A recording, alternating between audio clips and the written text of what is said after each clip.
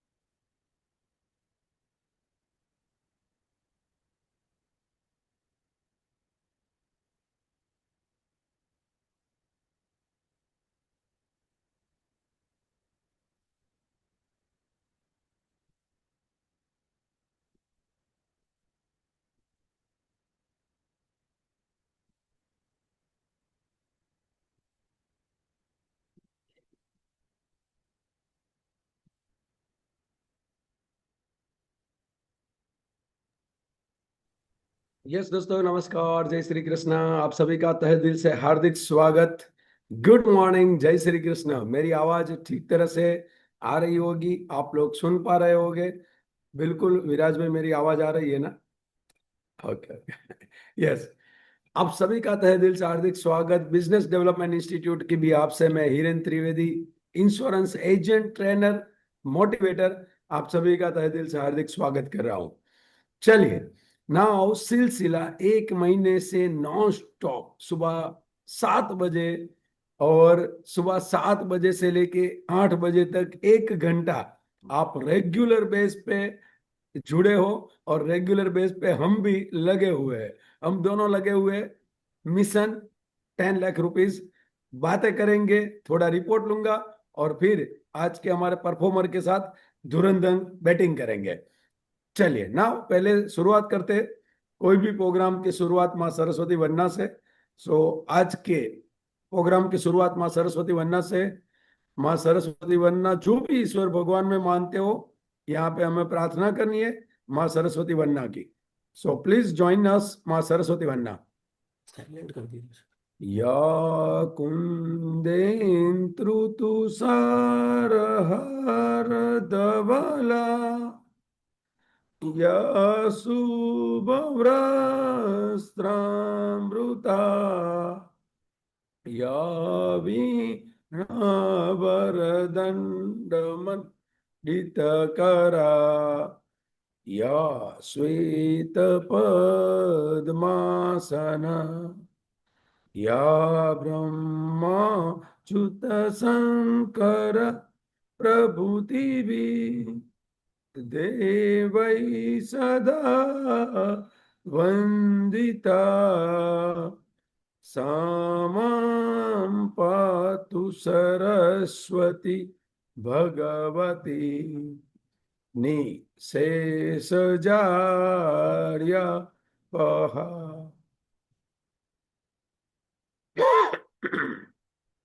So thank you, all of you. Thank you very much. Yes, once again आप सभी का तहे दिल से हार्दिक स्वागत। ऑलमोस्ट अभी कई सारे लोग जुड़ रहे हैं, पैनल फुल होने की नजदीक में है। आप सभी का तहे दिल से हार्दिक स्वागत। जय श्री जगन्नाथ, जय गुड मॉर्निंग, जय Shri Krishna, all of you, नमस्कार। नाउ दोस्तों, आज के सेशन में आप सभी का तहे दिल से हार्दिक स्वागत कर रहा हूं। And well begin half done. शुरुआत कोई भी अच्छी होती है, अंत जबरदस्त, माइंड ब्लोइंग, अनएक्सपेक्टेड, जो हमने सोचा नहीं है उससे भी अधिक हमें अंत होता है। शुरुआत नए साल की हो, शुरुआत कोई काम की हो, शुरुआत कोई बिजनेस की हो, शुरुआत अच्छी होनी चाहिए। और आप लोग ये अच्छी शुरुआत में लगातार लगे रहे हो, हमारे साथ ही नॉन स्टॉप। और हम भी, जैसे आज मुकेश सर मथुरा में है, मैं अभी जूनागढ़ में बैठा हूँ, मेरे गांव में, मेरी जन्मभूमि। तो आज अलग अलग सिटी से नॉन स्टॉप आपके बीच रहते हैं, मैं और मुकेश सर, हर दिन नए परफॉर्मर के साथ। लेकिन ये नए परफॉर्मर के साथ हम आपके बीच में आते हैं, लेकिन मुझे ये जानना है कि ये ऑलमोस्ट अभी 20 दिन से ज्यादा हो चुका है। तो 20 दिन के ज्यादा पीरियड में आप लोगों ने कितना प्रीमियम अर्न किया? चलिए फटाफट, मुझे प्रीमियम चाहिए, अभी पॉलिसी नहीं, ओनली फॉर प्रीमियम। प्रीमियम कितना अर्न किया? हमारा टारगेट है 10 लाख रुपीज, 10 लाख रुपया प्रीमियम। चलिए फटाफट लिखिए सभी लोग, पूरे भारतवर्ष से। ये महीने में आपने कितना प्रीमियम किया? अप्रैल महीने में शुरुआत। ओ हरिशंकर जी, शुरुआत करो, शुरुआत। देखो यहाँ पे सुनील जी ने लिखा है 2 पॉलिसी 51,000। पंकज भाई, नए साल चालू हो गया है, 2,10,000। देखो 1 lakh, very good very good. 2.5 lakh, 89,000। लिखो लिखो फटाफट, जितने दोस्त है। 1.5 लाख। क्योंकि देखो कहाँ पे पहुंचे वो हमें पता होना चाहिए। आज कहीं पे भी हम जा रहे हैं तो बीच में हमने कौन सा स्टेशन आए, गवर्नमेंट ने हाईवे पे हर एक सिटी जो नजदीक है, वो कितना किलोमीटर से आप कहाँ तक पहुंचे, एक एक दो दो किलोमीटर की रेडियस में उन्होंने वहां पे बोर्ड लगाया है। वैसे हमें भी पता होना चाहिए। 50 लाख सिंगल प्रीमियम, हिरेन भाई, वेरी गुड हिरेन भाई, कॉन्ग्रेचुलेसन।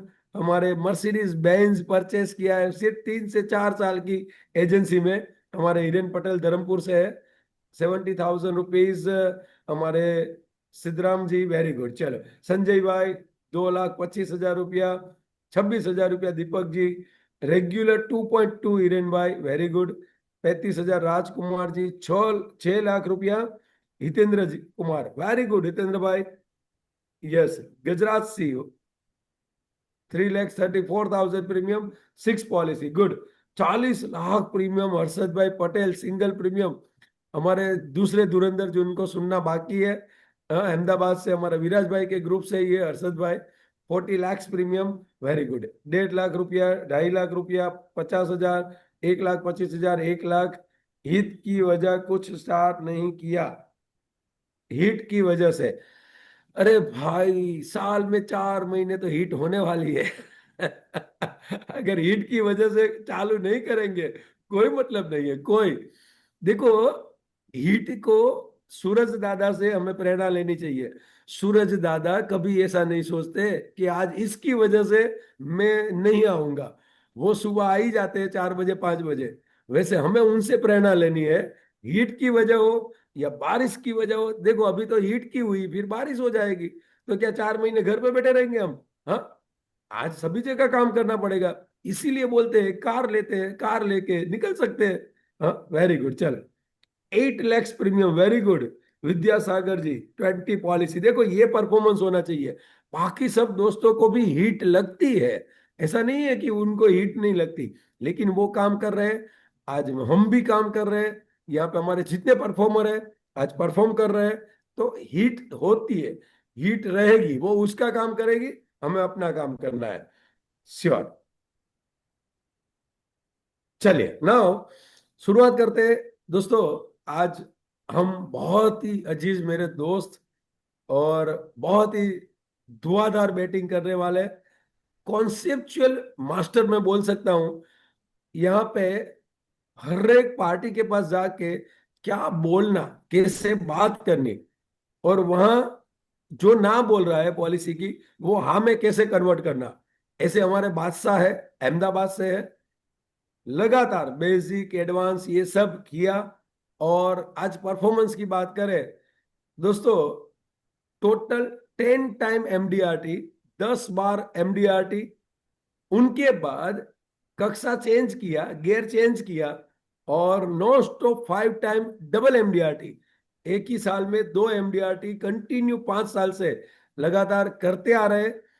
मैं इतना गारंटी देता हूं, उनकी बिहाफ से मैं गारंटी देता हूं, आज का दिन ये 45 मिनट जो हमारे बीच में रहेंगे, 45 to 50 मिनट, मैं एक दावा करता हूं, दावा कि पार्टी के पास अभी डर नहीं लगेगा।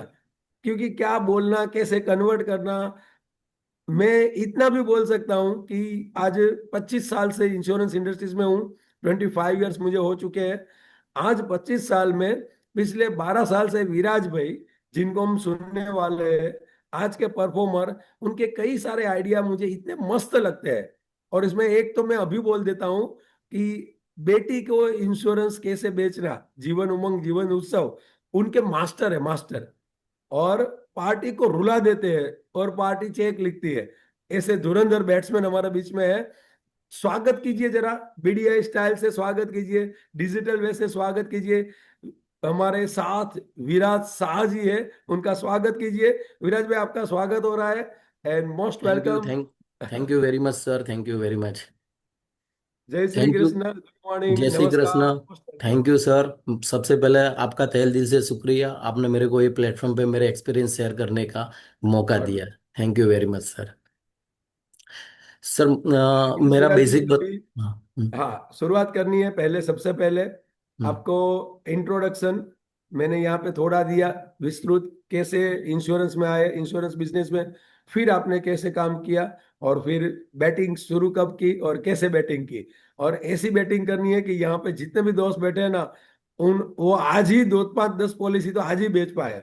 ऐसी बहुत ही जबरदस्त आपके जो कॉन्सेप्चुअल बातें होती है, आपकी जो अलग अलग बातें होती है, वो साले साहब को कैसे पॉलिसी बेचा, वो सब डिस्कशन यहाँ पे सभी के बीच में।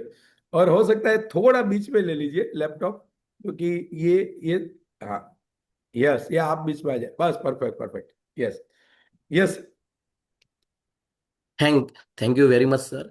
मेरा 2003 का एजेंसी है। 2003 से एजेंसी लेने के बाद ये सुना था कि मिनिमम एजेंसी टिकाने के लिए 12 पॉलिसी करना जरूरी है, और 5 साल अगर चालू रहा तो ही रिन्यू मिल सकता है। तो 5 साल खाली 12 12 पॉलिसी करके 5 साल बिगाड़ दिया।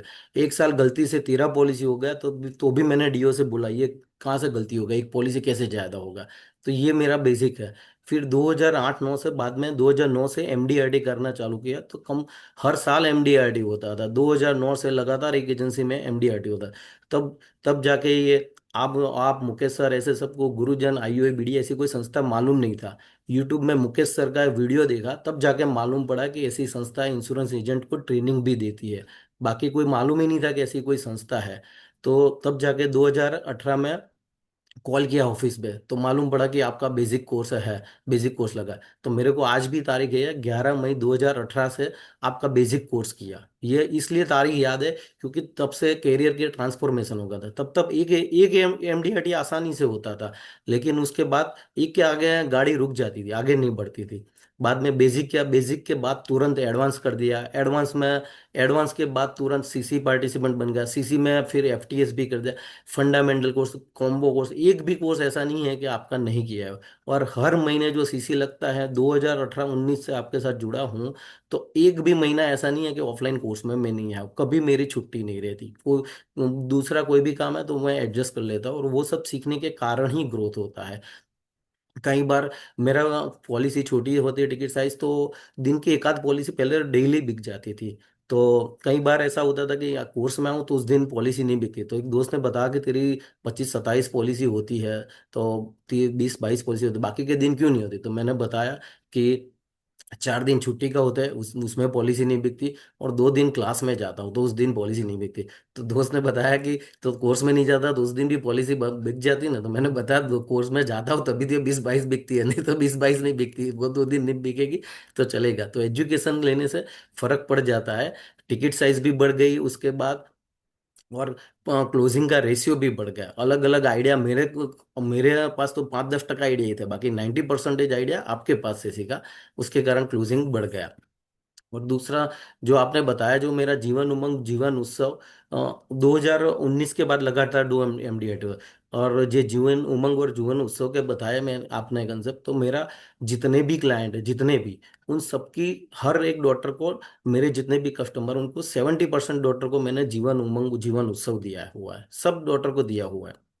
मैं जाके सबसे पहले तो मैंने ये बाइफरगेट किया मेरे कस्टमरों का, कि जो जो को एक लड़का एक लड़की है, तो मैं उनको, जो जो एक लड़का लड़की था तब पूछ लेता था, उसको मालूम रहता है कि वो स्कूल में पढ़ती है, कॉलेज में पढ़ती है, तो कौन से एक टाइम पे मिनट घर एक पे। मिनट एक मिनट। दोस्तों, नोट पेन लेके बैठना। ये देखो, मैं भी नोट पेन लेके बैठा हूँ। विराज भाई के आइडिया से मैं दावा करता हूँ 100% पॉलिसी सेल का। सो नोट पेन लेके 1 बाय 1 पॉइंट लिखते जाना, बहुत ही सुंदर। मैंने कई सारे पॉलिसी बेची है ये आइडिया पे।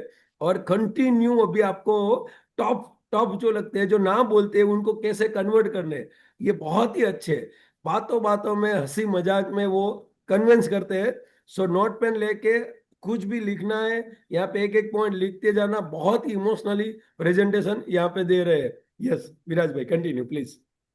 तो पूछ लेता हूँ उनको, लड़की जब घर पे होती है तो उस टाइम पे मैं उन पे घर पे जाता हूँ। फिर ऐसे ही बात करता हूँ। कोई पहले ये बताता नहीं हूँ कि मैं प्लान बेचने आने वाला हूँ, पॉलिसी बताने वाला हूँ, कुछ नहीं। लेकिन उसकी लड़की घर पे जब होती है, स्कूल कॉलेज में पढ़ती है, वो होती है, तब उसको घर पे जाता हूँ। फिर बैठते दूसरी दूसरी बातचीत होती है। फिर मैं उनको पूछता हूँ कि सर, आप लड़का लड़की दोनों को एक ही तरह से रखते हो, कोई भेदभाव नहीं रखते हो ना? तो वो बोलते हैं कि नहीं नहीं, हम तो कोई भेदभाव नहीं रखते। मैंने बोला ऐसे हम देखा जाए तो लड़का होता है जो माँ से करीब होता है ऐसे सब में, और लड़की होती है वो बाप से करीब होता है। आप दोनों को सही रखते हो ना, कोई भेदभाव नहीं? तो बोला नहीं नहीं, हम सही रखते हैं। और वो खुद ही बोलते हैं कि हम लड़की को थोड़ा ज्यादा रखते हैं, मैं, वो मेरे दिल से करीब होती है इसलिए। फिर मैं उनको बोलता हूँ कि अब जब वो दोनों छोटे थे, तब आपने उनको दोनों को खिलौने एक सरखे ले दिए थे ना, ऐसा नहीं है कि लड़का को ज्यादा ले दिया लड़की को कम ले दिया। वो बोलते हैं कि नहीं नहीं, हम दोनों को सही ले देते हैं, ऐसा कोई भेदभाव। फिर मैंने बोला साइकिल भी दोनों को ले दी होगी, ऐसा नहीं कि लड़का को दे दी लड़की को नहीं, कि दोनों को हम सेम रखते हैं, कोई भेदभाव नहीं। फिर मैं बोलता हूँ कि पढ़ाई में भी दोनों को एक ही स्कूल में रखा है, कि लड़की है तो उनको म्यूनसिपालिटी स्कूल में रख दिया, लड़का है तो उनको इंग्लिश मीडियम में इंटरनेशनल, नहीं, कि दोनों को एक ही स्कूल में साथ में ही जाते हैं। फिर मैं उनको बोलता हूँ कि वो बड़े होंगे, कॉलेज में आएंगे, तब उनको दोनों को व्हीकल भी ले दो। कहा कि दोनों को व्हीकल दे देंगे, कोई फर्क नहीं, हमारे लिए लड़का लड़की कोई फर्क नहीं है, दोनों को। अगर मैं, वो हर एक बाप ये बोलता है कि लड़की को मैं थोड़ा ज्यादा देता हूँ, लड़के को थोड़ा कम देता हूँ। मैंने बोलता है आपको लगता है कि 20-25 साल तक आप थोड़ा ज्यादा देते हो या सही रखते हो, लेकिन 20-25 साल के बाद दोनों आपसे अनजाने में बहुत बड़ी गलती हो जाती है। तो फिर वो बोलते हैं कि कैसी गलती हो जाती है, हम तो दोनों। फिर मैं बोलता हूँ उनको कि आप जो मकान में रहते हो, 1 करोड़ 1.5 करोड़ का जो भी मकान है, ये शादी, दोनों की शादी हो गई मान लो कि बराबर, लड़के की शादी लड़के, तो मैं बोलता हूँ कि ये शादी के बाद किससे किसके हिस्से में जाएगा ये मकान? बोलता है कि वो तो लड़के के हिस्से में जाएगा। फिर मैं बोलता हूँ आपका मेरे पास है, LIC पॉलिसी है, म्यूचुअल फंड का पोर्टफोलियो है, स्टॉक मार्केट में इन्वेस्टमेंट है, आपका PPF है, जो भी है, वो दोनों की शादी हो जाने के बाद किसके इसके हिस्से में जाएगा? बोलता है कि लड़के के हिस्से में जाएगा।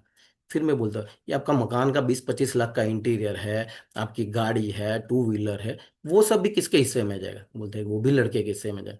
मैं बोलता हूँ दूसरी सबसे बड़ी चीज, आपने इतने सालों से जो धंधा जमाया हुआ है, जो 30-35 साल के, तो अब जो भी ये कुर्सी पे बैठेगा, उसको जीरो से शुरुआत नहीं करने के, उसको महीने का 5 लाख 10 लाख 3 लाख, आप जो भी कमाते हो 2 लाख, वो सीधा उनको वहीं से शुरुआत करने की, उसको बैठे बैठे इतनी कैरियर मिलने वाली, वो किसके हिस्से में जाएगी? वो बोलते कि वो भी लड़के के हिस्से में, इसे में जाएगी। मैंने बोला बस यही सबसे बड़ा भेदभाव होता है। लड़की जब ससुराल जाती है तब सब कुछ छोड़ के जाती है, वो तो सब छोड़ के जाती है, ये धन दौलत वो सब, लेकिन उसके आगे आपकी सरनेम होती है और उसके पीछे आपका नाम लगता है, वो भी छोड़ के जाती है, वो सब छोड़ के जाती है। उसको शादी के बाद आपको उसको लगता है कि मेरे दो घर है।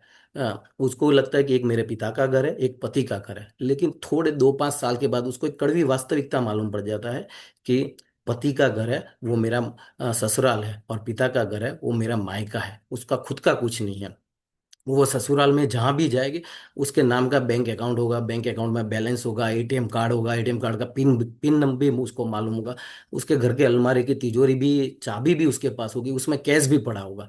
लेकिन आज की तारीख में कोई भी लड़की को ससुराल जाती है तो उसके पास 5,000, 25,000, 50,000 कुछ भी वापरना है तो उसके पास ऐसा कुछ पैसा नहीं होता है कि उसको वापरने से पहले या वापरने के बाद उसको हस्बैंड को बताने नहीं पड़े। या तो पहले बताना पड़ता है कि यहाँ मैं ये इतना रुपया खर्च करूँ, या तो बाद में बताना पड़ता है कि मैंने इतना रुपया खर्च किया। हम जो मर्जी चाहे जितना पैसा जहाँ चाहे तब हम उड़ा सकते हैं, उसके पास उसकी फाइनेंशियल फ्रीडम नहीं है। तो आप नोटबंदी में देखना कि हर एक लेडीज के अलमारी में से बहुत कैश पैसे निकले, और जो पैसे कितने 5 साल, 10 साल, 15 साल पहले, और हमारे जेब में 10 साल, 10 दिन, 15 दिन भी पुराने भी कैश निकलते, क्योंकि हमारे पास नया पैसा आ जाता है, हम इजीली खर्च कर डालते हैं।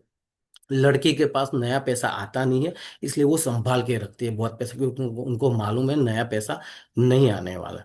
तो एक ऐसा एक आयोजन उसको देना चाहिए कि उसको हर साल थोड़ा थोड़ा, हम ज्यादा कुछ तो ये सामाजिक व्यवस्था उसके नाम नहीं दे सकते। फिर मैं उसको एक एग्जांपल देते, हमारे सामने एक पड़ोसन रहते थे, वो किराए पे, हमारे सामने वाला मकान किराए पर होता है, तो एक पड़ोसन रहते थे। तो उनको, उसके मैरिज एनिवर्सरी आ रही, तो उसको उसने अपने हस्बैंड से 5,000 रुपया मांगा कि मेरे को 5,000 रुपया दो, मेरे को काम है। उसके हस्बैंड को मालूम पड़ गया कि ये मेरे को मैरिज एनिवर्सरी अगले महीने, इसलिए गिफ्ट लाने के लिए दे रही।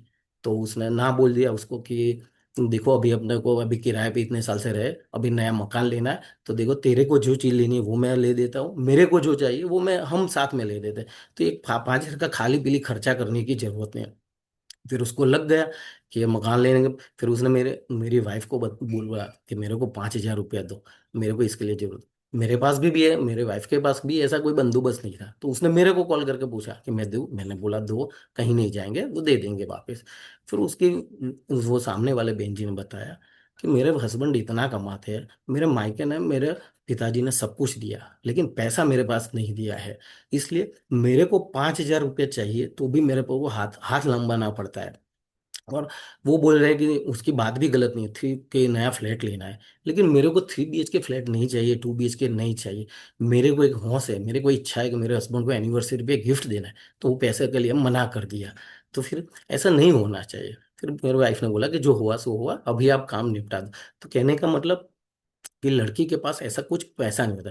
गुजरात के प्रखर वक्ता ने अपने भाषण में बताया था कि लड़की, अपनी लड़की की शादी में दो आदमी को पैसे का बंदोबस्त नहीं हो तो कम बुलाओ, दो दो आइटम कम पिरोसो, लेकिन एक ऐसा बंदोबस्त दो कि उसको हर साल थोड़ा थोड़ा पॉकेट मनी के लिए पैसा मिलता रहे।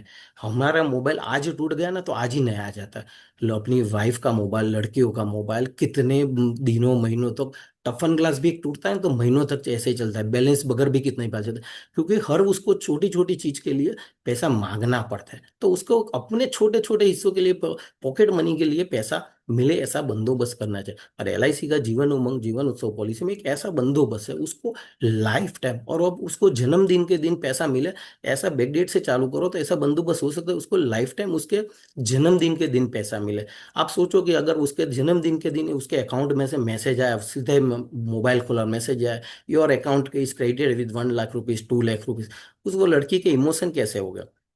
तो एक ऐसा बंदोबस्त करो। बाकी पढ़ाते लिखाते शादी तो सब करवाते हैं, लेकिन एक कदम जो आगे आप करोगे कि उसके लिए एक आप ऐसा, उसकी शादी के बाद भी आप ऐसा कुछ बंदोबस्त करोगे तो वो आपको याद रखेगी। बाकी हम शादी में कितना भी खर्च करें, हम दो जितना 300, 500, 1,000 आदमियों को बुलाए, कितनी आइटम ज्यादा फिर से, वो सब हमारा समाज में स्टेटस दिखाने के लिए करते हैं। वो लड़की को कुछ फर्क नहीं पड़ता, आप 300 आदमियों के बीच उसकी शादी कराओ या 1,000 आदमियों के बीच कराओ, 2 आइटम मेहमानों को पिरोसो या 200 आइटम पिरोसो, उसको कुछ फर्क नहीं।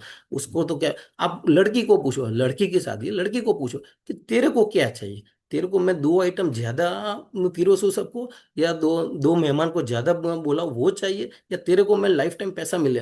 तो कोई, हर एक लड़की यही बोलेगी कि मेरे को ये चाहिए।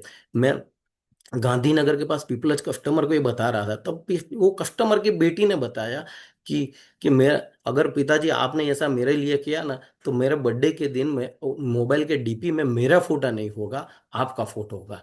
वो लड़की के इमोशन हो गए। अब लड़के को समाज की व्यवस्था के अनुसार चाहे कितना भी दो, उसको मकान दो, फैक्ट्री दो, उसके कितना भी दो, लेकिन वो आपके लिए थैंकफुल हो या नहीं हो उसकी कोई गारंटी नहीं सर।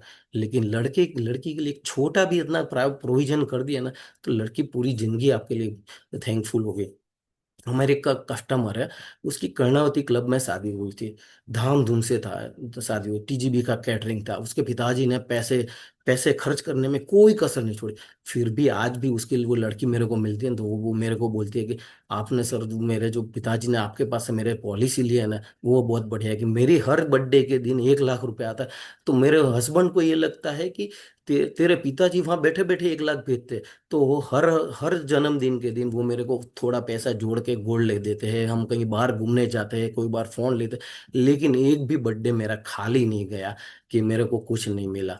तो ये बढ़िया प्लानिंग है। वो कभी उसने नहीं बोला कि मेरे कर्णावती क्लब में शादी हुई, टीजी पे क्या कैटरिंग, क्योंकि उसका वो मायने, उसके लिए वो कुछ नहीं रखता, उसके लिए हर महीने पैसा मिलता है, वो मायने रखता है। अगर अपने को ये लगता है कि उसकी पायल की झंकार से अपना अपना घर स्वर्ग हुआ है, तो ही ये करना। अगर आप वो लड़की को अपनी सांप का भारा नहीं, तुलसी का क्यारा समझते हो, तो ही करना। बाकी ये करने की कोई जरूरत नहीं। और सर, ये भरने के फिक्स टर्म होती है 11 साल।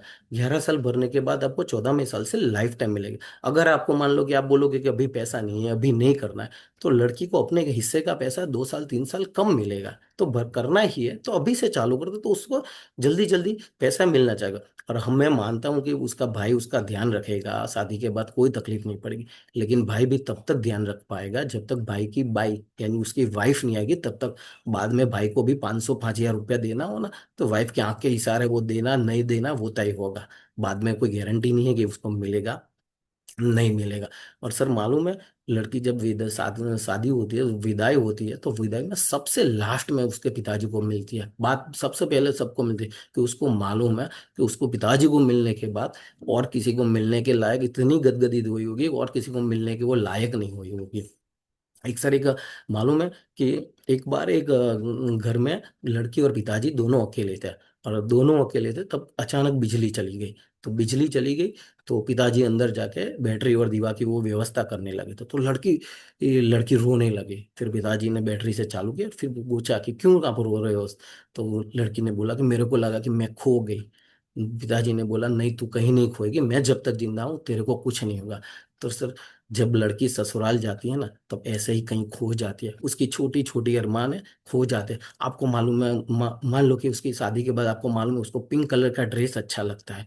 आप शादी के बाद उसको घड़ी घड़ी देने नहीं जा पाओगे, लेकिन उसके पास आपने जो व्यवस्था की होगी, तो उसके पैसे से वो दे पाएगा। मान लो कि उसको ये मन लगा कि मेरे पिताजी को, माता जी को, या मैरिज एनिवर्सरी है, बर्थडे पे कुछ गिफ्ट देना है। मान लो कि वो जहाँ गई है ससुराल में, वहाँ ऐसा कोई गिफ्ट सेलिब्रेशन का करते ही नहीं है, किसी को गिफ्ट देने का रिवाज ही नहीं है। तो वो कैसे मतलब बोलेगी कि मेरे को मेरे पिताजी को गिफ्ट देना है, जाना। लेकिन खुद का 50,000 लाख 2 लाख 5 लाख होगा, तो वो 2 5 लाख में से वो कर पाएंगे। उसके पिता हस्बैंड को कभी पैसे की कोई तकलीफ ही नहीं पड़े, मान लो कि, लेकिन कभी कोई उसको बच्चों की जरूरत है, उसको पिता, हर बच्चे को क्या लगता है कि मेरे को खिलौने पिताजी ने ले दिया, मेरे को ये चीज पिताजी ने कर दी, ये सब पिताजी ने कर दिया। माता जी का कहीं नाम नहीं आता, इवन बच्चों के पीछे भी पिता का ही नाम आता है। तो अगर आप ऐसा बंदोबस्त करो, तो उसके जेब में भी 2 5 लाख रुपया सालाना रहेगा। तो उसको कुछ भी करना है तो वो कर पाएगी। उसको बच्चों के लिए, हस्बैंड के लिए कुछ भी गिफ्ट देना है तो दे पाएगी। आज भी मान लो कि हमारे हिंदू रिवाज में दिवाली है, बर्थडे होता है, तो सेलिब्रेशन कहीं भी होता है ना, तो माँ बाप लड़की के हाथ में 500 1,000 रुपया देते हैं। क्यों? क्योंकि उसको छोटे छोटे डिजीज के लिए काम आता है। तो उसकी कोई भी जरूरत होगी तो उसमें से काम आएगा। तो इसके लिए करना सब जरूरी है। तो भी ऐसा कहता हूँ तो सब लोग कर देते हैं। बढ़िया बढ़िया विराज भाई, बहुत ही मस्त कंसेप्ट और बहुत ही जबरदस्त कंसेप्ट। दोस्तों, ये कंसेप्ट मैं यूज कर रहा हूँ।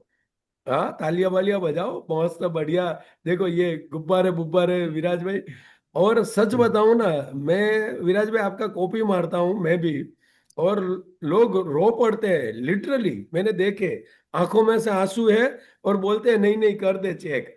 और इमीडिएटली वहां पे मैंने जीवन उमंग और जीवन उत्सव, ये दोनों पॉलिसी सबसे ज्यादा ये आइडिया से मैंने बेची है विराज भाई।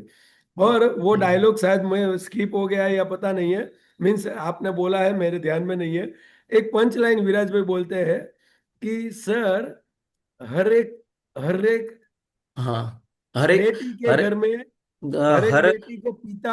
हाँ, बोलिए हर बोलिए। लड़की हर लड़की के नसीब में पिता जरूर होता है, लेकिन हर पिता के नसीब में लड़की नहीं होती है। बराबर, कुदरत ने आपके नसीब में लड़की दी हुए, कन्यादान का एक अवसर दिया है, तो उसको अच्छी तरह से निभाओ। ये पंच लाइन में जब बोलता हूँ विराज भाई, रियली दोस्तों, ये मैं पंच लाइन बोलता हूँ ना, लोगों के आंखों में आंसू आ ही जाते हैं। क्योंकि हर एक पिता के नसीब में लड़की नहीं होती। ये पंच लाइन है, ये पंच लाइन में इमीडिएटली चेक निकलता है, ठाक करके 1 लाख 2 लाख 5 लाख का प्रीमियम निकलता है। बहुत ही बढ़िया विराज भाई। और विराज भाई थोड़ा वॉल्यूम बढ़ाना पड़ेगा, ऐसा 2-3 लोगों ने, वैसे तो ये भी ओके है, 2-3 लोगों ने वो भी बोला कि ये भी ओके है। अभी मस्त मस्त जो नहीं मान रहा है, और उनको कैसे मना रहे हो, क्योंकि आपके पास तो भंडार है पूरा कैसे मना रहे हो। वो साले साहब का भी एग्जाम्पल नहीं मान रहे थे और कैसे बात किया। देखो दोस्तों, हंसी मजाक में अगर लेवल से है, तो कभी कभी थोड़ी हंसी मजाक से, अगर लेवल ऊपर है, यानी पार्टी एज में ज्यादा है या फाइनेंशियली आज एक कैपेसिटी अच्छी है, तो उस हिसाब से, हर एक हिसाब से, एक मुकेश सर अक्सर बोलते हैं, हम लोग अक्सर अक्सर बोलते हैं, एक अच्छा सा स्क्रिप्ट बनाना होना चाहिए हमारा। 1 या 2 स्क्रिप्ट ऐसी बना के अगर मार्केट में गए, काम होता ही है, डेफिनेटली होता है। लेकिन पर्टिकुलरली कोई स्क्रिप्ट होनी चाहिए, जैसे विराज भाई ने यहाँ पे स्क्रिप्ट दिया। यस विराज भाई, और 1-2 एग्जाम्पल जबरदस्त। दूसरा सर, जब किसी के वहाँ एक ही लड़की होती है, तो वो लोग ये बोलते हैं कि हमारे जाने के बाद ये सब उसका ही है, तो हम वो देने की कोई ज़रूरत नहीं, सब उसका ही है। तो मैं उसको सब लोगों को बताता हूँ, आप दोनों के जाने के बाद तो पूरा लड़का लड़की का ही है, वो तो उसको मालूम है उसके इसका, लेकिन जब तक आप जीवित हो तब तक तो उसको दे नहीं पाओगे ना। और दूसरा, ये आपका जीते जी आप दे पाओगे, और उसको ये लगेगा आपको सब बाद में देना ही है, तो अभी से थोड़ा देना चालू करो, तो उसको भी ये महसूस हुए कि मेरे पिताजी ने एक्स्ट्रा कुछ किया है। क्योंकि बाकी तो वो बाय डिफॉल्ट आपके न जाने के बाद तो उसका ही है, तो उसको मालूम नहीं पड़ेगा, लेकिन अभी से करो तो उसको थोड़ा मालूम भी पड़े कि ये सब उसको अभी से मिल रहा है। फिर कितने लोगों को लड़का होता है, तो लड़के को मैं ये बताता हूँ कि ये अभी सब लोगों को सब पेरेंट्स की एक कॉमन फरियाद होती है कि हमारे बच्चे लोग सेविंग करना नहीं जानते, सेविंग करना उसको मालूम ही नहीं है, सेविंग, वो सेविंग का कंसेप्ट ही नहीं है। तो मैं उसको बताता हूँ, सेविंग का कंसेप्ट इसलिए नहीं है, हम उसको सेविंग का फायदा नहीं दिखाते। आप अभी से उसके नाम से थोड़ा थोड़ा पैसा बचाना चालू करो, तो उसके अकाउंट में वो 15-20 साल, 25 साल, 30 साल का होगा, उसके अकाउंट में हर महीने पैसा, हर साल पैसा आएगा, तो उसको लगेगा कि ये बिना कुछ काम किए, बिना कुछ एफर्ट डाले ये पैसा आया, तो ये काम आया, तो उसको सेविंग का फायदा मिलेगा, तो वो उसका समझेगा सेविंग करने के लिए, तो वो सेविंग करेगा। मैं ये बताता हूँ कि सेविंग, हम इसलिए वो बच्चे लोग सेविंग नहीं करते कि उसको उसका फायदा ही मालूम नहीं है, तो उसको ये बताना चालू करो, तो ये हो पाएगा। फिर मैं जीवन उत्सव बूढ़े जो यंग पर्सन है, तो उसको ये बताता हूँ कि सबसे ज्यादा पैसा आप कौन से दिन में खर्च करते हो, सबसे ज्यादा पैसा कौन से संडे टू मंडे में कौन से दिन में खर्च होता है, तो सब लोग बताता है कि संडे को खर्च होता है। तो मैं बोलता हूँ, तो 60 के बाद हर दिन संडे है, 60 के बाद हर दिन संडे है, तो वो टाइम पे पैसा चाहिए। फिर कई लोग ये ऑब्जेक्शन डालते हैं कि हमने हमारे पेरेंट्स को रखा, तो हमारे बच्चे भी हमें रखेंगे। तो मैं उसको बताता हूँ कि आप चेक करो कि आपके पिताजी आपके उसके माता पिता को कैसे रखते थे और उसके माता पिता को कैसे रखते थे। तो धीरे धीरे वो लेवल कम होता जा रहा है।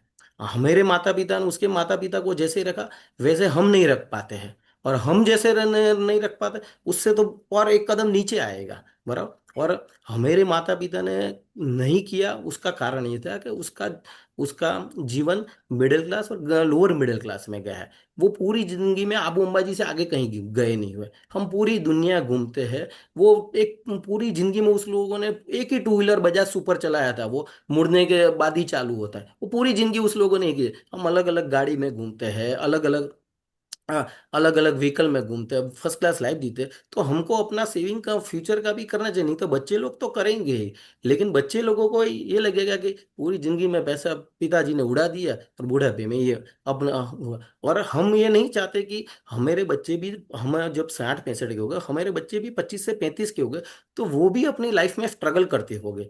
वो भी, उसको भी नया मकान लेना होगा, नई गाड़ी लेनी होगी, उसको भी बच्चा होगा, बच्चों को इंग्लिश स्कूल में पढ़ाना होगा, तो वो भी फाइनेंशियल वो भी स्ट्रगल करते होंगे। तो वो स्ट्रगल के बीच हम उसको बोले कि मेरा नी रिप्लेस का ऑपरेशन करवाना है, मेरा मोतिया करवाना है, बाईपास सर्जरी करवानी है, तो वो ना नहीं बोलेगा, लेकिन वो वो अपने को थोड़ा हिचकिचाहट होगी कि मैं उसको बोझरूप बन रहा हूं, और पूरी जिंदगी बच्चे को दिया हुआ है, तो बाद में 60 के बाद रिवर्स क्यों चालू करना, लेने का ये कि बैंक बैंक बैलेंस जैसा थोड़ा कि पहले भरा बाद में निकाला, भरा निकाला, पूरी जिंदगी देते ही रहना चाहिए। तो ऐसे मैं यंग पर्सन को बेचता हूँ। देखो ये सब पंच लाइन है, बहुत ही मस्त मस्त पंच लाइन यहाँ पे दिया। ये पंच लाइन है, ये पंच लाइन यानी कोई भी मूवी में डायलॉग्स होते हैं ना, डायलॉग्स वो याद रहते हैं ना, वैसे पार्टी यहाँ पे चेक निकालती है ये सब पंच लाइन अगर बीच बीच में बातें करोगे। देखो विराज भाई ने यहाँ पे, किसी ने बोला कि एक लड़की है तो क्या करे, तो उनका भी जवाब दे दिया, और फिर कैसे उनको कन्विंस करना वो भी स्क्रिप्ट यहाँ पे हमें बता दिया। विराज भाई हम एक दो आपके हिसाब से बहुत ही अच्छे सेल बताओ। लेकिन हम्म। यहाँ पे दलुबेन ने रिक्वेस्ट किया है कि वो घर और ऑफिस वाला जो एग्जांपल लास्ट शेयरिंग किया था आपने, कोई बोलता है आपके ऑफिस नहीं है क्या? मैं देखो मैं सर। दोस्तों, यहाँ पे विराज भाई हमारे बहुत ही मास्टर बोलने में है।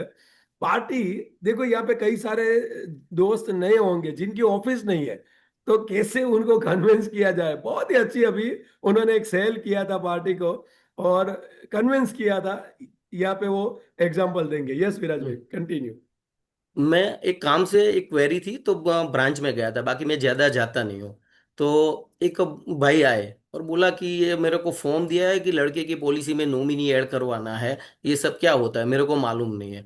तो मेरे को एक नियम है, जो कोई पूछे ना सामने से सवाल, तो उसको जवाब देने के बाद ऐसे ऐसे घुमा घुमा के बाद में नया पॉलिसी वो सब करके उसमें ले आने का।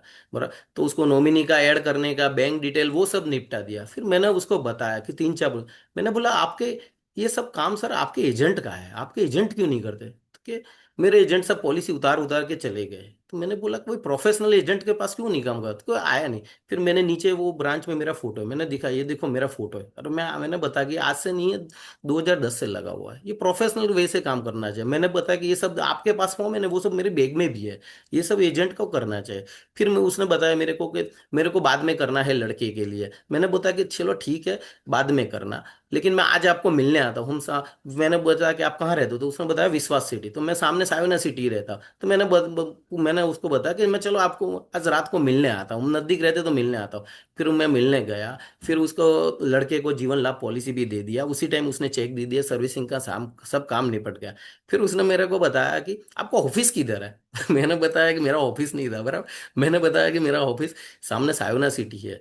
तो उसने बताया कि, मैंने बोला क्यों, काम क्या काम है? तो उसने बताया कि मेरा अब ये जितने भी एजेंट है ना, वो घर से काम करते थे और आके चले गए काम करने के बाद। तो कोई ऑफिस है, मैंने आपको आज पहली दफे दिया, काम दिया बराबर, इतना चेक दे रहा हूँ बराबर, तो आपका ऑफिस हो, मेरे को आपका एड्रेस मालूम होना चाहिए। आपको मेरा एड्रेस मालूम पड़ गया, लेकिन मेरे को आपका एड्रेस होना चाहिए। मैंने बोला कि कोई बात नहीं, ये साविना सिटी में ही है। तो फिर पॉलिसी भी चालू होगा, उसने दो तीन रेफरेंस दिया, उसका भी पॉलिसी चालू होगा। फिर एक बार रिन्यूअल आया, तो फिर वो मेरे मेरे स्टाफ ने उसको कॉल किया कि मैं चेक लेने आऊँ, तो कि नहीं, आज मैं उसकी ऑफिस पे चेक देने आऊंगा, कि आज तो मैं आने वाला हूँ उसकी ऑफिस पे। फिर उसका कॉल आया कि मैं आपके ऑफिस में आ रहा हूँ, कि आपकी ऑफिस किधर है? मैंने बोला सावना सिटी में ही, आ जाओ। तो फिर वो आए सावना सिटी, फिर बाहर आके उसने बोला ये तो रेसिडेंस पूरी सोसाइटी दिखती है, यहाँ यहाँ ऑफिस किधर है? मैंने बोला अंदर आ जाओ, गेट के अंदर एच ब्लॉक। फिर ब्लॉक के नीचे है। फिर बोला ये तो पूरा फ्लैट का बिल्डिंग है। मैंने बोला फर्स्ट फ्लोर पे आ जाओ। तो आ गए फर्स्ट फ्लोर। तो फिर मेरे को आए, मेरे को बताया कि आपका ऑफिस किधर है, ये तो आप घर है आपका। मैंने बताया सर मेरे ड्राइंग रूम में ही टेबल है। मैंने बताया सर, जो छोटे डॉक्टर जिसका प्रैक्टिस कम हो, जो प्रोफेशन में सीरियस नहीं होते हैं ना, वो वो अपना अस्पताल और घर बहुत दूर रखते हैं, क्योंकि उसको इमरजेंसी का मालूम नहीं है। और मैं सर ये बिजनेस का इमरजेंसी का मालूम समझता हूँ, इमरजेंसी क्या होती है। आप आधी रात को भी मेरे को कॉल करोगे नहीं, ये सब देखो मेरे घर पे इसलिए रखा है, मेरे को कोई आधी रात पे भी कि खुद का डेथ क्लेम आया तो क्या जानना है, पॉलिसी कितने की है क्या है, तो मैं आधी रात को आंसर बता सकता हूँ। अगर मेरा ऑफिस मान लो कि इधर 5-7 किलोमीटर दूर है, तो मैं कहाँ से उसको बताऊंगा? आधी रात को मैं 5 किलोमीटर दूर जाके बताऊंगा कितने का पॉलिसी है क्या है वो सब है।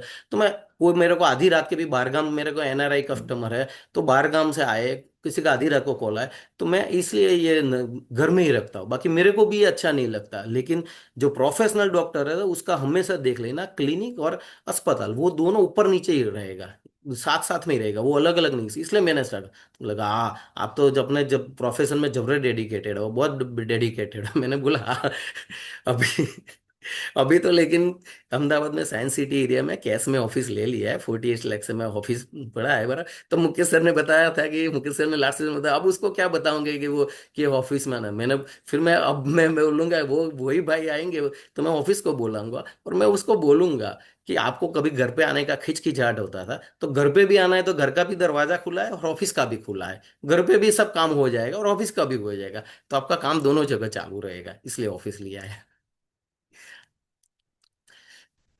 फिर एक सर दूसरा अच्छा सेल बताओ। एक मेरा डेथ क्लेम आया था।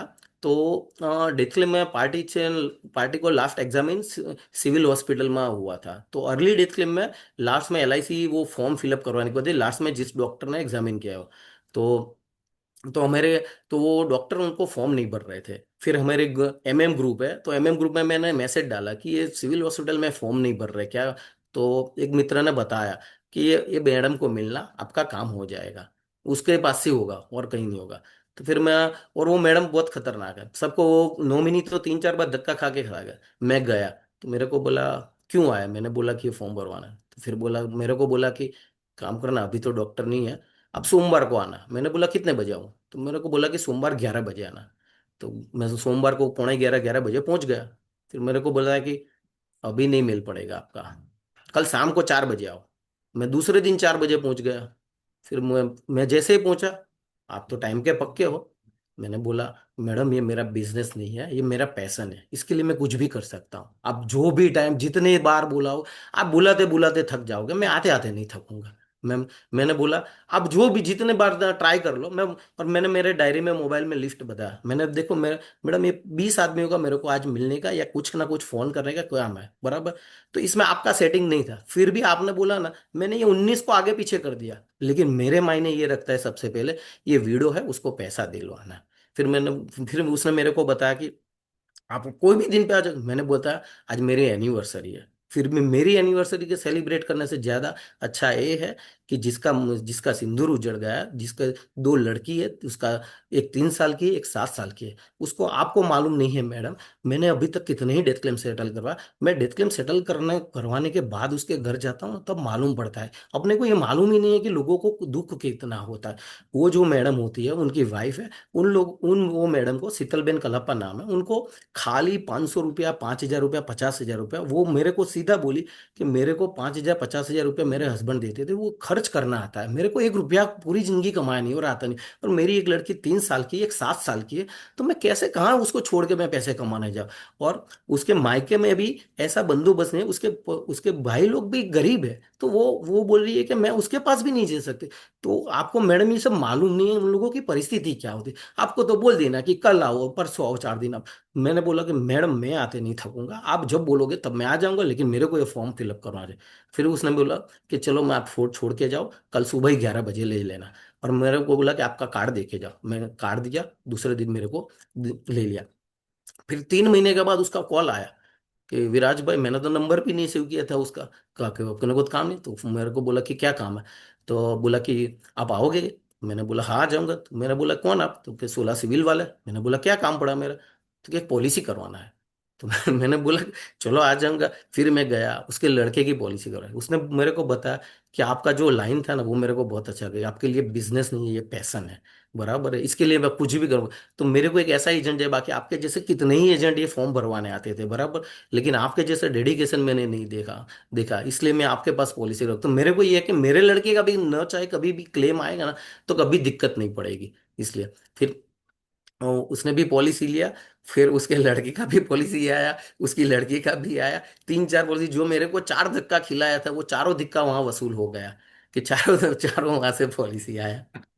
Great great great great. देखो दोस्तों, ऐसी बैटिंग कंटिन्यू विराज भाई करते हैं, कंटिन्यू। आज पॉलिसी में टॉपर है, नंबर ब्रांच ब्रांच में। आज काम में डेवलपमेंट ऑफिसर की टीम में टॉपर है।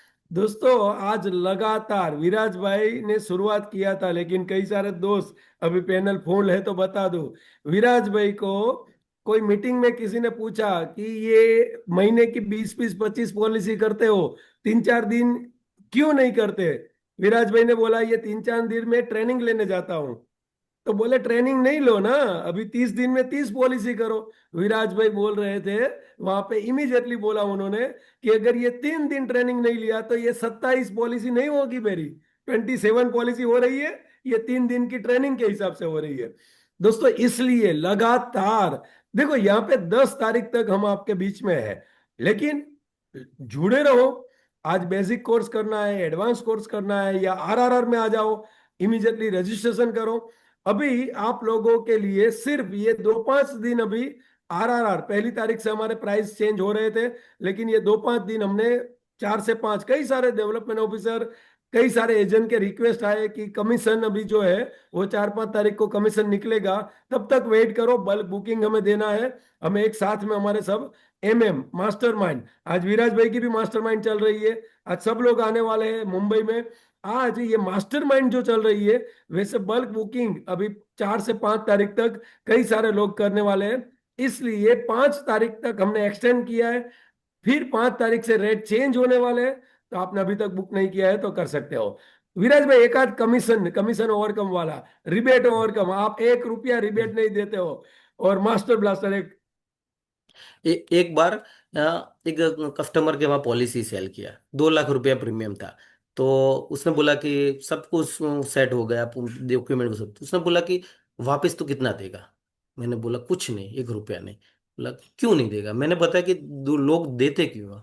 तो उसने बोला कि ये ट्रेंड है। मैंने बोला ये ट्रेंड है नहीं, आप जैसे लोगों ने पढ़ा हुआ। फिर बोला कि तेरे को ये नहीं लगता, तेने 15-20 मिनट बताया और 15-20 मिनट में तू 60-70 हज़ार रुपया ले जा रहा है। उसने गूगल कर दिया कि कितना कमीशन मिलता है, फिर मेरे को बताया कि तेरे को इतना रुपया कमा रहा है, तेरे को ये ज्यादा नहीं लगता? मैंने बताया कि अगर 10 मिनट 15-20 मिनट में अगर ऐसे नहीं मिलता, 10-15 मिनट में किसके वहां जाने का, किसके वहां क्या बोलने का, वो सीखने के लिए मैंने बोला पूरी जिंदगी मेरी निकल गई है। ऐसा नहीं है कि 10 मिनट में क्या बोलना, मशीन गन जैसा नहीं होता है कि फटाफट गोली निकल जाए। वो क्या बोलना और किसके सामने क्या बोलना, वो सीखने में पूरी जिंदगी निकल गई। ये 10 मिनट की बात नहीं है मेरे, मैं 25 साल की तपस्या की बात है, इसलिए मैं नहीं दे सकता। फिर उसने मेरे को बताया कि, मैंने बोला कि अगर 10 मिनट 15 मिनट में ऐसे ही बीत जाती तो, अब चलो, अब आप जो बोलोगे, जिसके वहां बोलोगे, हम साथ में जाते हैं, बराबर। मैं सबके सामने आपके जैसे जितना बोला उतना ही बोलूंगा, अब देखते देखते हैं कितने लोग चेक देते हैं। नहीं देते ऐसे लोग। फिर मैंने बताया कि आप लोगों के जो बिजनेस होते हैं उसका, तो मैंने बताया कि आपके बिजनेस में उसका गाड़ी लेन लेन बेच का बिजनेस था। मैंने बताया कि आपका बिजनेस, इधर बैठे हो फिर भी आपकी गाड़ी बिकती होगी, कहीं गाड़ी खरीदती होगी, तो उसके आपकी हाजिरी की जरूरत नहीं है। हमारे बिजनेस में हमको पूरा दिन लगा रहना पड़ता है, उसके एक कीमत है। फिर मैं कई कस्टमर को बताता हूँ ये रिबेट ओवरकम के लिए कि सना सरखेज के आगे सनातल गांव है, उसमें मेरे 2 भाइयों की पॉलिसी थी, एक जयेश भाई, मनीष भाई। तो दोनों भाइयों को मैंने पॉलिसी बताई थी 1.5 लाख प्रीमियम की। तो एक भाई ने लिया, दूसरे भाई ने मेरे को कमीशन के वास्ते नहीं लिया, कि विराज भाई कमीशन नहीं देते तो मैं दूसरे से ले लूंगा, नहीं लिया, मैं तो आ गया। फिर कोरोना हुआ, कोरोना में दोनों को कोरोना हुआ, लेकिन जो जयेश भी मेरे कस्टमर थे उसने मेरे को बताया कि ये हुआ है। तो हमारे ग्रुप में ही एक दोस्त है किशोर भाई, वो एसवीपी में, एसवीएम में जॉब, एसवीपी में जॉब करते थे। और शुरुआत में अहमदाबाद में कोई हॉस्पिटल वाले केस लेते नहीं थे, और लेते तो 3 लाख 4 लाख 5 लाख का बिल होता था। तो उसने मेरे को बताया कि मेरे को हुआ है। तो मैंने वो उसको किशोर भाई से बात की, अपना दोस्त है तो उसके बात हुई, और उसका एडमिशन भी वहाँ होगा। उसकी जेब से 1 रुपया नहीं गया, उसको 2 टाइम उसके घर से टिफिन मिला, नारियल पानी, सब बढ़िया ट्रीटमेंट मिले। उसका बेड सही जगह नहीं था, तो किशोर, मैं उसको रात को 1 बजे मेरे को कॉल किया कि बेड अच्छी जगह नहीं है, बाजू में टॉयलेट है। तो रात को 1 बजे मैंने किशोर भाई को कॉल किया, तो उसका बेड ऐसे चेंज कर दिया, उसको पूरा रिवर फ्रंट का व्यू मिला, बराबर। और दूसरे भाई मनीष भाई को भी कोरोना हुआ, बराबर। उसने, जयेश भाई ने मेरे को कमीशन नहीं दिया, मैंने कमीशन दिया। मनीष भाई को कमीशन मिल गया, 40-50 हज़ार कमीशन दूसरे एजेंट के पास से, सेम पॉलिसी लिया, और मेरे को बहादुरी से बताता मैंने ये पॉलिसी ले लिया, देखो आप नहीं दे रहे तो उसके पास। तो उसने 45 हज़ार मेरे से बचा लिया। लेकिन उसको कोरोना हुआ, उसको 5.5 रुपया, 5.5 लाख रुपया प्राइवेट हॉस्पिटल में बिल पे करना पड़ा। आप मेरे से पॉलिसी लेते हो तो मेरे से अकेले से नहीं जुड़ते, मेरे जैसे 800 फैमिली के साथ जुड़ते हो। तो आपने जो भी मेरा का 30-35-50 हज़ार, लाख 1.5 लाख रुपया है, वो कहीं ना कहीं कोई नहीं कोई जगह पे बच ही जाएगा आपका। जैसे उसने 35-50 हज़ार रुपया मनीष भाई ने बचा लिया, बराबर, जयेश भाई ने ऐसा नहीं सोचा, बराबर, तो उसने बचा लिया। तो उसका वो 5.5 लाख रुपया कोरोना में हुआ, उसको 1 रुपया नहीं हुआ। तो अब मेरे से जुड़ते हो तो ये बेनिफिट में रहेगा आपको। और दूसरा चीज, जो प्रोफेशनल वे से काम नहीं करते हैं ना, आपको मेरे मेरे को पहचान में कितने ही एजेंट ऐसे लोग होते हैं जो सर्विस बाद में नहीं दे पाते। आपको मालूम है सर कि आपका प्रीमियम का ग्रेस पीरियड के बाद अगर प्रीमियम भरा और क्लेम आया, तो मान लो कि 15 लाख की पॉलिसी एक्सीडेंटली क्लेम आया, तो आपको 15 की जगह 30 लाख मिलने वाला है, लेकिन वो 15 लाख ही मिलेंगे फैमिली को। क्यों? क्योंकि प्रीमियम ग्रेस डेट में नहीं भरा है। और 98% एजेंट की एजेंसी 2-5 साल में वो सर्वाइव ही नहीं कर पाते, क्योंकि उसको ओवरहेड खर्चे जो होते हैं वो सेट ही नहीं होते। तो सेट नहीं होने के कारण वो लोग एजेंसी छोड़ देते हैं। आप जैसे लोगों को खुद पे करना पड़ता है। और सर एक चीज है, सस्ता महंगा रोए एक बार, सस्ता रोए बार बार।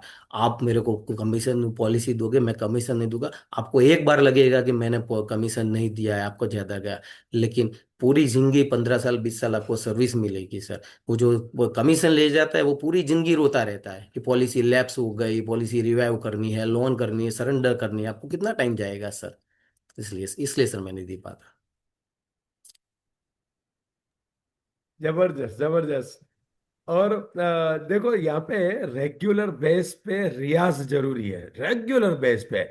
आज आप सभी दोस्तों को यहाँ पे बताया गया है, वापिस एक रिमाइंडर दे दूं।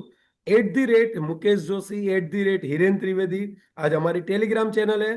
कोई भी कोर्स, वेरी गुड, बढ़िया। चलो डिजिटल, पहले तो विराज भाई का स्वागत करो, और स्वागत करो। और ये सब आइडिया जबरदस्त निकल रहे हैं। देखो यहाँ पे गुब्बारे चल रहे हैं। और दोस्तों इससे कंटिन्यू कई सारे कोर्सेज की इंक्वायरी, आरआरआर की इंक्वायरी, या कुछ भी इंक्वायरी चाहिए, @मुकेश जोशी, @हिरेन त्रिवेदी, @अल्पेश शाह हमारी टेलीग्राम चैनल है। वहां पे कई सारी इंफॉर्मेशन, पीपीटी, कई सारी सर्क्यूलर, ये सब लोग, कई सारे वहां पे मटेरियल, ये सब कुछ वहां पे उपलब्ध होंगे। आप डाउनलोड कर सकते हो, आप ये बेनिफिट फ्री ऑफ चार्ज में ले सकते हो। बीडीआई थिंक टैंक है, ऑलरेडी 2-3 सेशन अभी जो लास्ट में 2 दिन के बाकी है, बाकी सब सेशन बहुत ही जबरदस्त चल रहे हैं। जीरो कंप्लेन है। अगर कहीं पे प्रॉब्लम है, सोचो आज पूरे भारतवर्ष में एप्लीकेशन चल रही है, एक एक या दो लोगों के वॉल्यूम नहीं आ रहा है, ये सब में मत पड़ो, अपना इंस्ट्रूमेंट चेक करो। क्योंकि यहाँ पे 1,000 लोग सुन रहे हैं एप्लीकेशन के माध्यम से और पैनल के माध्यम से, 1,000 एंड मोर। तो आज प्रॉब्लम होता तो यहाँ पे हमें पता चल जाता। तो वैसे ही एप्लीकेशन में भी हमारे इंस्ट्रूमेंट किसी हमारे दोस्त को बताइए, जो टेक्निकल में अवेयर है उनको बताइए। बहुत ही जबरदस्त एप्लीकेशन, सब भी वीडियोस मस्त चल रहे हैं, और लोग मजा लूट रहे हैं, लोग बेनिफिट ले रहे हैं। उसका बेनिफिट लेके मार्केट में धूम मचा सकते हो। यस विराज भाई, आपका कोई फेवरेट आइडिया जो मस्त आपने बोला हो और वहां पे अच्छा सा प्रीमियम निकला हो, आपको कोई ऐसा याद आ रहा है? दूसरा सर ये बता दूं, वॉल्यूम इधर से फुल है, हाईएस्ट है, उसके ऊपर नहीं जा सकता लैपटॉप की बाउंड्री क्रॉस होने के बाद। बराबर। पर और दूसरा, जिन लोगों को आवाज कम आती है, भैया शादीशुदा इंसान हूं तो घर में बोलने की आदत नहीं है, अभी वाइफ मायके गई है तो थोड़ा बोल पाता हूँ। बाहर बोलने की आदत है। आज घर पे बैठ के सर ने बोलना, अभी वो बताया, अभी घर पे बोलने की आदत नहीं है क्योंकि आदत नहीं है, शादीशुदा खाली हूँ। सुनने की आदत है। बढ़िया विराज भाई, बढ़िया। चलिए ना, मस्त है, एक आध आइडिया, एक दो, अभी दू, 10 मिनट है हमारे पास। दूसरे सर, हाउस वाइफ को मैं कितने ही हाउस वाइफ को पॉलिसी देता हूँ। कितने ही लोग ये कह देते हैं कि मैं पूछता हूँ, जाता हूँ तो, कि भाभी जी क्या करते हैं, तो वो बोलते हैं सीधा कि वो कुछ नहीं करते, हाउस वाइफ है। तो मैं उनको तुरंत बोलता हूँ, ये कुछ नहीं करते ना, वो बहुत गलत शब्द है। वो सब कुछ करते हैं, इसलिए खाली हम पैसा कमाने का काम करते हैं, बाकी हम कुछ नहीं कर पाते। हम खाली पैसा कमाते हैं, बाकी वो सब कुछ।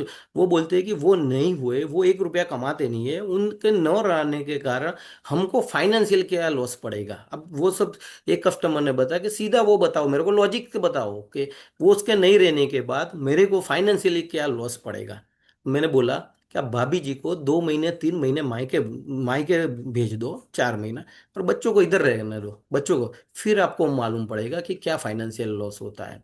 और दूसरा चीज, हमारे सोसाइटी में भी कोई 80-90 साल का कोई इंसान का डेथ हुआ है, वो याद करो आजू बाजू में, वो 90 साल का भी इंसान का डेथ होता है ना, तो भी 1-2 दिन हम मायूस रहते हैं, हम अपना ठीक से काम नहीं कर पाते। और हमारी घर की एक सदस्य का डेथ हो जाए ना, तो आपको लगता है कि आप दूसरे दिन से आपका रूटीन कर पाओगे? नहीं रहेगा। आपको जो हादसे में से बाहर आने में सर कम से कम 205 साल लग जाएंगे। और आप आप खाली पैसा कमाते हो, आप मैं और सब खाली पैसा कमाते हैं, वाइफ पूरा घर संभालते हैं। हम खाली मकान बनाते हैं, मकान में के घर, और घर को स्वर्ग वाइफ ही बनाते हैं। इसलिए उसका बीमा बहुत जरूरी है। मैंने बोला कि मैं अगर, डॉक्टर पेशेंट को कोई भी दवा दे सकता है, लेकिन अगर अच्छी दवा है जरूर है तो ही लेता है। मैं मेरे एप्लीकेशन में देखा तो मेरी वाइफ का 60 लाख का इंश्योरेंस मैंने लिया हुआ है, क्योंकि मेरे को मालूम है कुछ होने वाला नहीं है, लेकिन हुआ तो मैं अभी जितना काम कर रहा हूँ उतना कतई नहीं कर पाऊंगा। इसलिए आप बोल रहे हो कि उसका नहीं होगा, तो मैंने बोला कि 3 महीने 4 महीने उसको छोड़ दो तो मालूम पड़ेगा कि उसकी अहमियत क्या है। तो भाभी जी अंदर से कभी कभार बोलते हैं क्या ये घर के वाले को ही हमारी कीमत नहीं होती, बाहर वाले ही आके हमारी कीमत कर जाते हैं। तो मैं बोलता बिल्कुल। हूँ कि मैं अरे बोलता हूँ अरे कि की वाइफ वही बोलती है कि घर वाले को ही कीमत नहीं है, बाहर वाले को कीमत है। बिल्कुल सही है। फिर फिर मैं उनको बोलता हूँ कि जीवन उमंग जीवन उत्सव बताता हूँ, उत्सव तो मैं बोलता हूँ उनको, बर्थडे के दिन ऐसा पैसा मिले, ऐसा आयोजन करें। एक ट्रेंड हमेशा एक होता है ज्यादातर केस में कि वाइफ होती है उसकी 2-5 साल उम्र कम होती है, और हस्बैंड का डेथ वाइफ से भी पहले हो जाता है। तो हमेरे जाने के बाद उसको पैसे की तकलीफ नहीं पड़े, उसको पॉकेट मनी पे थोड़ा इमोशनली अटैचमेंट होता है कि मेरे हस्बैंड ने एक पॉलिसी लिया हुआ है कि मेरे पास हर महीने हर बर्थडे के दिन पैसा आता है। तो उसको लगे कि मेरे हस्बैंड ने भी मेरे लिए कुछ किया है, तो उसके वास्ते ये करो तो अच्छा है, फिर वो कल कर देते हैं। फिर एक पहले तो सर इधर आपके वहां आते थे, उसके पहले तो इको लेके घूमते थे। इको में गर्मी भी बहुत होती है, मकाई के दाने रखो तो पॉपकॉर्न बन जाती है, एसी भी बराबर चलता नहीं। तो अभी क्रेटा में घूमते हैं, तो लोग पूछते हैं कि हमारे पैसे से प्रीमियम ले लेके आप तो क्रेटा में घूमने लगे। तो मैं बताता हूँ कस्टमर को कि सर आपके पैसे से नहीं है।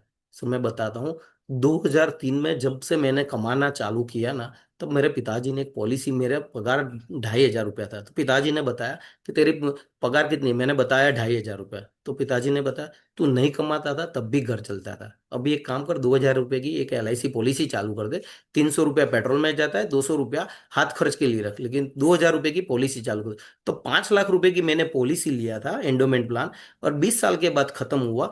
तो उसका 10,30,000 रुपये मेच्योरिटी आया, उसमें से 1 लाख रुपया जोड़ के मैं एक क्रेटा गाड़ी लाया हूँ। आपके प्रीमियम से तो मेरा पेट्रोल ही निकलता है, बराबर। गाड़ी तो मैंने पॉलिसी लिया था। आपको भी अपने लिए या अपने बच्चों के लिए ये सब करना है, क्रेटा मर्सिडीज ये सब कुछ करना है, तो ऐसा पॉलिसी से होगा। खाली पीली ऐसे बताना, और मैं जितनी मेहनत करता हूँ, मैं पकौड़ी भी बेचता ना तो भी इतना कमाता, बरा। मैं मेहनत इतनी करता हूँ, काम इतना करता हूँ, तो मैं कमाऊंगा। वैसा नहीं है कि आपके प्रीमियम से हाँ निकलता है, मेरा पेट्रोल निकलता है, फिर बाकी आप बोलोगे ये नहीं निकलता है गाड़ी आपके पास। तो लोगों को सेविंग का अहमियत मालूम पड़ता है। फिर एक एक हमारे पहचान वाले कस्टमर है, तो वो ऐसे ही बोलते हैं हमारे पहचान वाले कि आओ कभी आओ, तो हम बोलते हैं हाँ आएंगे आएंगे, हम जा नहीं पाते हैं रूटीन में इतने। फिर मेरे को एक बार कॉल किया कि कल आओ ना, लड़की के लिए एक पॉलिसी जरा देखना है, आप कल फ्री हो तो कल 1-2 दिन में। तो मैं तो दूसरे दिन पहुंच गया। फिर उसने बताया, सब समझा दिया, चेक दे दिया, पॉलिसी हो गया। फिर उसने बताया कि तेरे को हम 3 साल से बोल रहे हैं, तू आ कभी आ कभी आ, लेकिन तू आता नहीं है, और आज बुलाया कैसे आ गया तुरंत। मैंने बताया सर आप आपकी ऑफिस पे जाते हो ना डेली? तो उसने बताया हाँ। तो मैंने बताया आपके वहाँ पॉलिसी सेल करना है, ये मेरी ऑफिस है, उसको मैं कभी इग्नोर नहीं कर सकता, बराबर। ये मेरा डेली रूटीन है, उसको मैं कभी, हाँ आपको काम पड़ा और मैं नहीं आया ऐसा बताओ, लेकिन आप बोल रहे हो कि ताना मार रहे हो कि पॉलिसी के लिए बात किया तुरंत आ गया। ये मेरा ऑफिस है, ये पॉलिसी सेल करना है, ये मेरा ऑफिस है, इसलिए मैं तुरंत आ गया। फिर मेरे को बताया कि तेरा आपका प्रोफेशन अच्छा है कि दो चार मीठी मीठी बातें बोल दो, कस्टमर का पैसा ले लो और पैसा कमाते रहो। मैंने बोला खाली दो चार मीठी मीठी बातें बोल के मुंह हिला के पैसा नहीं मिलता। आप मेरे पहले आपके वहां भी 5-6 एजेंट आके चले गए, बराबर। मैं क्यों आ रहा हूँ? क्योंकि मैं सर्विस भी देता हूँ। खाली आके मीठा मीठा बोल के अगर चल जाता ना, तो आप मेरे को वापस नहीं बुलाते सर। फिर मेरे को लगा नहीं नहीं ऐसा, मैं तो खाली मजाक में कह रहा था, बुरा मत लगाना। मैंने बोला मैं मजाक नहीं कर रहा, मैं तो सच्ची में बता रहा हूँ। ये बात फैक्ट है। वो एक साले साहब का एग्जांपल अभी हाँ, बोल सकते एक हो तो घर पे एक बैठे हो इसलिए बोल रहा हाँ हूँ। हाँ, नहीं नहीं वो नहीं है अभी। एक बार, आपके साले साहब ना बोल रहे थे हाँ पॉलिसी के लिए और हाँ, आपने कन्विंस किया था। बहुत ही मस्त आइडिया आपने बताया था। ये यस प्लीज। हाँ, हमारे ग्रुप में के दुधास सर है, तो उसके ऑफिस पे उसने बुलाया था कि हमारे एजेंट को थोड़ा शेयरिंग करने के लिए आना आप। अभी उसका ऑफिस बापू नगर निकोल के साइड है बराबर। तो वहां जाते वक्त मेरे को रास्ते में कस्टमर नहीं आते, तो बापू नगर उसके वहाँ मेरे ब्रदर इन लॉ के वहाँ मैं चला गया। फिर उसने बोला कि मेरे को आप इधर कैसे। मैंने बोला कि फिर मेरे को मालूम था मैं वो दुधास सर के वहाँ से करना शेयरिंग करना जाने वाला हूँ, वो बताऊंगा उससे कुछ नहीं होगा।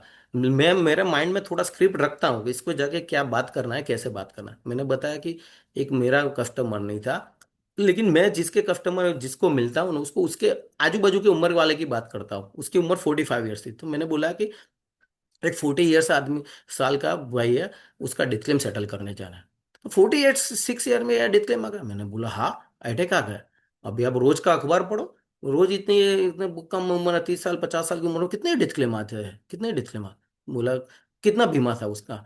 मैंने बोला कि मेरा नहीं था, लेकिन वाया वाया इंक्वायरी आई है तो 45 लाख का इंश्योरेंस था, तो बोनस बोनस सब मिला के करीबन 65-70 लाख तो आ जाएगा, उसका फैमिली सर्वाइव कर पाएगा।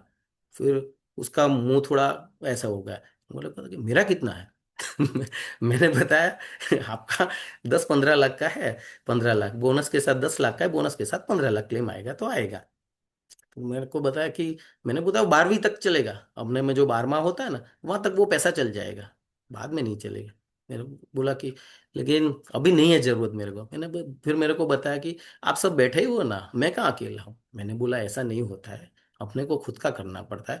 जो साला होता है वो तारक मेहता में जो होता है वो साला ही तारक मेहता में ही अच्छा लगता है, रियल लाइफ में वो अच्छा नहीं लगता और होता भी नहीं है बराबर।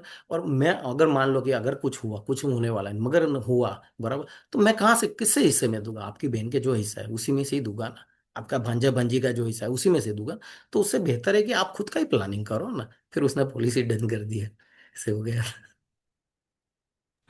दोस्तों ऐसे कई सारे एग्जाम्पल और बहुत ही अच्छी तरीके से हमारा विराज भाई बात करते हैं वहां पे रेगुलर बेस पे। विराज भाई 1-2 मिनट में रूटीन कैसा है, कैसे डेली हम्म। कितने कॉल करते हो और क्या काम करते हो, एक दोस्त ने पूछा था। यस। डेली रूटीन में 8:30 पे मेरे घर पे दो अभी ऑफिस लिया है, अभी तो उसमें काम चल रहा है, 1-2 महीने में ऑफिस में शिफ्ट हो जाऊंगा बाद में। अभी मेरे वहाँ 2 एम्प्लॉई है, वो 8:30 बजे मेरे वहाँ आ जाता है। उनको पूरे दिन का काम सर्विसिंग वो सब हैंड ओवर करने के बाद 10 बजे मैं फ्री हो जाता हूँ। 10 से 11 बजे के बाद मैं लंच करके निकल जाता हूँ। मैं ज्यादातर टाइम किसको मिलने का, क्या बात करने का, कांटेक्ट में रहने का, मेरा दिन का 100-150 कॉल होता है, मोबाइल कॉल बराबर। सबसे कांटेक्ट में रहता हूँ और वो चेक करता हूँ कि किसके बाद कैसे बात करने से हो जाएगा। मान लो कि मैं व्हाट्सएप चेक करता हूँ, जिसका डीपी में वाइफ का फोटो होगा, बच्चे का फोटो होगा, तो उसके बाद बच्चे का या वाइफ का पॉलिसी सेल करने का थोड़ा इजी हो जाता है। तो मैं चेक करता हूँ कि डीपी में किसने किसका फोटो रखा है। फेसबुक में चेक करता हूँ कि किसने किसको अपनी वाइफ को विश किया, मैरिज एनिवर्सरी विश किया, तो वो चेक करता हूँ। तो वो जो करता है उससे इमोशनली अटैचमेंट उसका ज्यादा रहता है। और हर एक कस्टमर के वहाँ कांटेक्ट में रहने का ट्राई करता हूँ कुछ ना कुछ कारण से।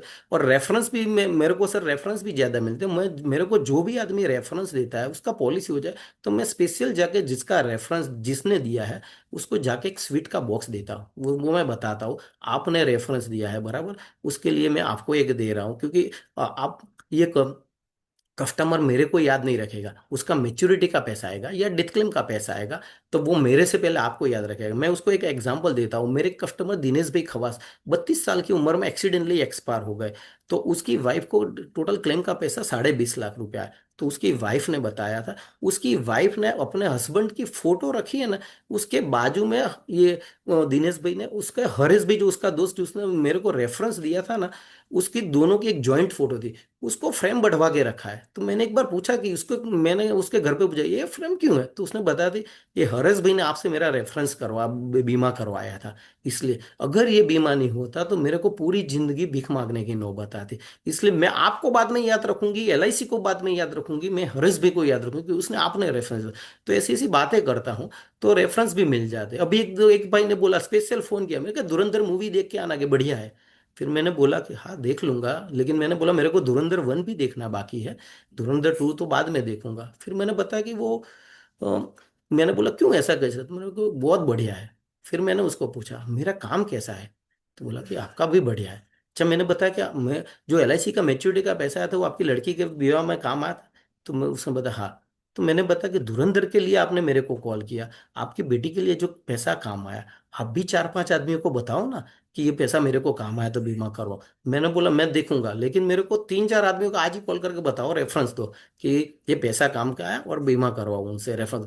धुरंधर वाला थार आपको कुछ देने वाला नहीं है, बराबर है। मैं तो कम से कम आपको दुआ भी दूंगा, जो कस्टमर का बीमा करवाए, आप धुरंधर देखेगा नहीं देखेगा अच्छी बात है, बराबर, अच्छे देखना चाहिए। लेकिन बीमा करवाएगा मेरे से, आपसे कहने पर, बराबर है।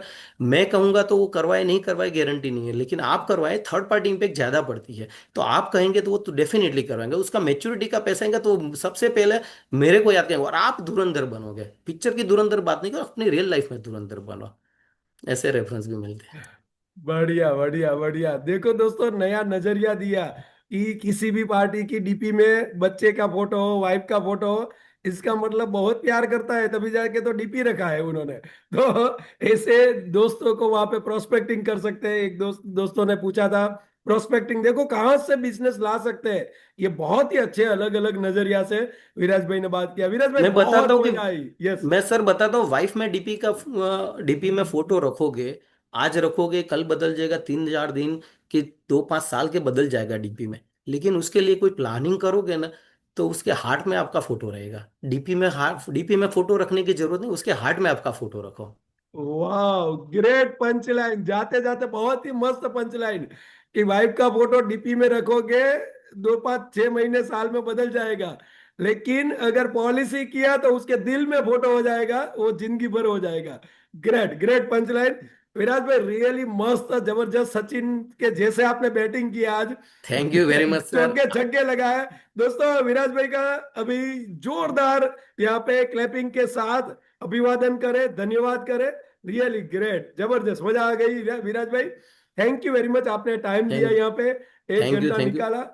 और और सर, जिस जो लोग भी आपके साथ जुड़े, मेरे को तो सर 2003 से एजेंसी था, 2018 तक ऐसी कोई संस्था है वो मालूम ही नहीं था। तो जो लोग खाली ऑनलाइन सीखते हैं, आपकी संस्था से साथ जुड़े नहीं है, तो मेरे को तो 15 साल मालूम नहीं था, इसलिए निकल गया। तो अगर आपको मालूम है तो जुड़ जाओ। मैं गारंटी देता हूँ, मैं बनिया हूँ। एक एक रुपया खर्च करने से पहले बहुत सोचता हूँ, लेकिन ये कोर्स की फी में कभी नहीं सोचा। और वो बहुत ज्यादा रिटर्न देता है, आईपीओ में जितना पैसा मिलता है ना, उससे भी ज्यादा इसमें पैसा मिल जाता है ट्रेनिंग में। बिल्कुल सही है, बिल्कुल। आज 10-10 हजार का बेसिक कोर्स करने के बाद आज 10 लाख रुपया लोग महीने कमा रहे हैं। विराज भाई बोल नहीं और सकते वैसे, आप बताते हो कम हो, लेकिन फिर भी साल की ईयरली इनकम जरा फटाफट। 47 लैक्स। फोर्टी अच्छा। सेवन लैक्स सोचो जरा, आज 50 लाख तक पहुंचने वाले इंसान, साल की इनकम यहां तक पहुंचना है तो विराज भाई ने बता दिया, कंटिन्यू ट्रेनिंग और कंटिन्यू ट्रेनिंग, ट्रेनिंग और इम्प्लीमेंटेशन, यही विराज भाई का राज है। सो थैंक यू विराज भाई, थैंक यू वेरी मच, यहाँ पे जुड़े और 1 घंटा आपने दिया। Thank you very much. And thank दोस्तों यू वेरी जुड़े मच सर। रहिएगा, कंटिन्यू नॉन स्टॉप 10 तारीख तक, वेल बिगेन हाफ डन, शुरुआत जबरदस्त। और ये मार्केट में जाइए, ऐसे बातें कीजिए विराज भाई जैसे, और डेली का 10-20-25 हजार रुपया कमा के आइए। और साथ में अगर आपको आगे कोई भी ट्रेनिंग करनी है, @हिरेन त्रिवेदी, @मुकेश जोशी, @अल्पेश शाह, @हनुमान धमाल, आज वो चैनल में जाइए, वहां पे कई सारी डिटेल्स है, अपकमिंग प्रोग्राम की डिटेल्स है। आरआरआर का बुकिंग नहीं किया है, 5 तारीख को रेट चेंज होने वाला है, सो आज ही बुकिंग कर सकते हैं। So thank you very much Viraj भाई, thank you thank very you. Much, thank you all of you. Thank you. मिलते हैं कल सुबह 7 बजे नए परफॉर्मर, नए बैटर, नए धुरंधर के साथ। Thank you very much, thank you all of you, thank thank you. You.